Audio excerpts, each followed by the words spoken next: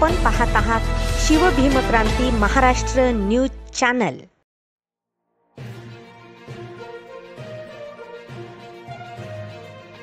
पूर्णा येथील बुद्ध विहारात ज्येष्ठ पौर्णिमेच्या निमित्ताने डॉक्टर बाबासाहेब आंबेडकर स्मारक आणि बुद्ध विहार समितीच्या वतीने धम्मदेशना वृक्षारोपण आणि गुणवंत विद्यार्थ्यांचा सत्कार समारंभाचं आयोजन करण्यात आलं होतं।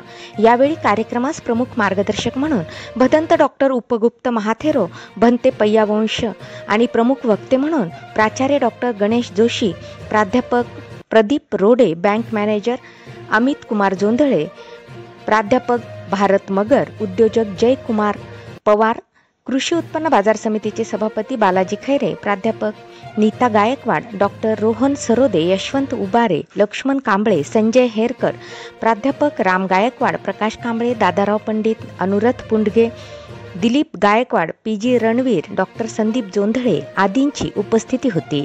यावेळी पुढे बोलताना प्राध्यापक प्रदीप रोडे सर म्हणाले की विद्यार्थ्यांनी स्पर्धा परीक्षाबरोबर उच्च शिक्षणासाठी परदेशातही गेलंच पाहिजे, परदेशातील भाषेचं ज्ञान घेतलंच पाहिजे, आर्थिक ज्ञान हस्तगत केलं पाहिजे, मनातील भीती न्यूनगंड काढून टाकून तशी मानसिकता तयार केली पाहिजे, अडचणींवर मात करून जीवनातील मिळालेले यश टिकवण्यासाठी धम्माचा मार्ग स्वीकारला पाहिजे। तर पूर्णा डॉक्टर बाबासाहेब आंबेडकर हे ज्ञानाचं प्रतीक आहेत। बुद्धांनी ज्ञानप्राप्ती केली आहे, त्यांच्या विचारांनी प्रेरित होऊन उच्च पदावर विराजमान झालं पाहिजे असे बोलताना प्राचार्य पत्रकार डॉक्टर गणेश जोशी सर म्हणाले। तर प्रस्तावनेमध्ये भदंत डॉक्टर उपगुप्त महाथेरो म्हणाले की बुद्ध धम्मामध्ये वृक्षाला महत्त्वाचं स्थान आहे।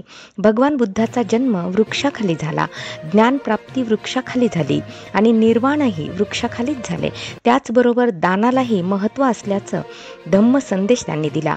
कार्यक्रमाचं सूत्रसंचालन श्रीकांत हिवाळे सर यांनी केले।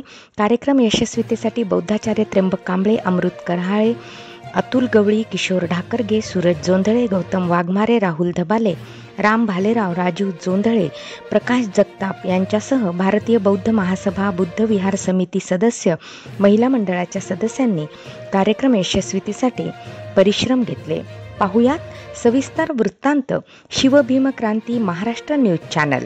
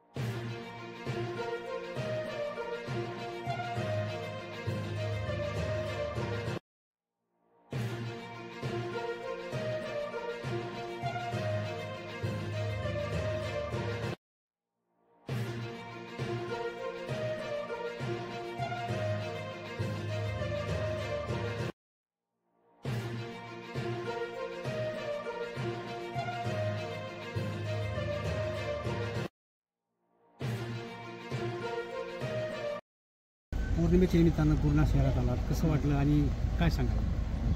आज खरोखर ज्यावेळी आम्ही पूर्णाला येतो आणि आदरणीय भंते डॉक्टर उपगुप्त महाथेरो यांच्या सहवासात येतो आणि इथलं विहार पाहतो, तो खरोखर बाबासाहेबांनं जे स्वप्न पाहिलं होतं, मला पूर्ण भारत बौद्धमय करायचा आहे, त्याची सुरुवात तुमच्या पूर्णापासून होते। याचं असं कारण आदरणीय भंतेजीच्या माध्यमातून पूर्णा असेल, दाभड असेल, अजिंठा असेल, परळी असेल, कनेरवाडी असेल, अहमदपूर असेल, लातूर असेल, महाराष्ट्रच नव्हे तर महाराष्ट्राच्या आणि देशाच्या बाहेर आदरणीय भंतेजीचे उपासक निर्माण झालेले, उपासकच नव्हे तर त्या ठिकाणी ज्यावेळेस आम्ही भंतेजीच्या सोबतीनं दक्षिण कोरिया या ठिकाणी गेलो, तिथं गेल्यानंतर ते बौद्ध राष्ट्र आहे, त्यांनी सांगितलं भारतातले बौद्ध आणि कोरियातले बौद्ध उद्योजक यांच्या संयुक्त विद्यमाने भारतातील तरुणांना रोजगार कसा देता येईल किंवा त्यांना त्यांचे जे काही व्यवसाय आहेत हे व्यवसाय आपल्याला पुढं मोठे कसं करता येतील याच्यासाठी ते प्रयत्नशील आहेत। आणि सगळ्यात आनंदाची बातमी तुम्ही आता ऐकलेली असेल की दक्षिण कोरियामध्ये डॉक्टर बाबासाहेब आंबेडकरांचा पहिला पुतळा जो उभारला आहे त्याचं पूर्ण श्रेय आदरणीय डॉक्टर उपगुप्त महाथेरो यांना जातं आणि त्यांच्या माध्यमातून म्हणजे आंतरराष्ट्रीय पातळीवरचे आपले धार्मिकच संबंध नाही तर वाणिज्य त्याच्याबरोबर उद्योग आणि अशा पद्धतीचे संबंध इतर राष्ट्राचे येतात ते आपल्या बौद्ध जे काही नवीन होणारे उद्योजक आहेत त्यांना निश्चित उपयुक्त राहतील आणि अशाच पद्धतीनं आपल्या तरुणांनी आता नोकरीच्या पाठीमागे न लागता उद्योजकाकडे यावं अशा प्रकारचं आपल्या माध्यमातून मी आपल्या सर्व समाजाला सांगतो. जय भीम जय भारत. धन्यवाद. ज्येष्ठ पौर्णिमेच्या निमित्ताने बुद्धविहार पूर्णा येथे धम्मदेशना 10वी-12वी अतिशय गुणवंत विद्यार्थ्यांचा सत्कार समारंभ आणि वृक्षारोपण असा नियोजित कार्यक्रम केला होता. सकाळच्या सत्रामध्ये 5:30 वाजता पहाटे परित्राम पाठ झाला. त्याही परित्राम पाठाला मोठ्या संख्येने उपासिका उपस्थित होत्या. दुपारी 12:30 वाजता दुपारच्याही कार्यक्रमाला मोठ्या संख्येने उपासक उपासिका होते. निमंत्रित केल्याप्रमाणे पाहुणी मंडळी आली आणि त्यांनी सुद्धा मार्गदर्शन आज आम्हा पूर्ण वाचनासाठी केलं. आज ज्येष्ठ पौर्णिमेचं विशेष असं बौद्ध धर्मामध्ये महत्त्व आहे. आपण जर अभ्यास केला तर आपल्या लक्षात येईल अतिशय मूल्यवान सम्राट अशोकाचा मुलगा आणि मुलगी संघमित्रा महेंद्र यांनी आज बोधिवृक्ष भारतातून श्रीलंका येथे अनुराधापूरला नेऊन त्याचं रोपण केलं होतं.